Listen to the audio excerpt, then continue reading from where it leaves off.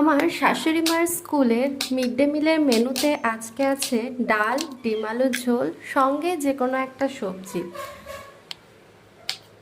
শাশুড়ি মা এসে বলে, জানিস, বাচ্চাগুলোর শরীরের কথা ভেবে আমি ভাবছি ওদেরকে যদি উচ্ছে খাওয়ানো যায় কোনোভাবে।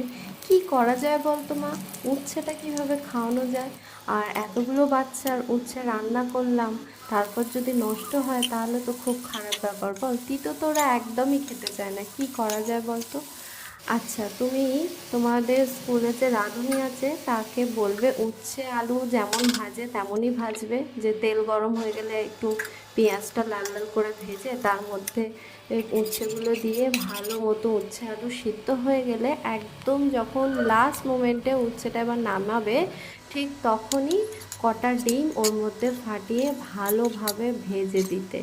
তাহলেই দেখবে তোমার সমস্যার সমাধান হয়ে যাবে। বাচ্চারা উচ্ছে খাবে না মানে পুরো চেটে পুটে খাবে।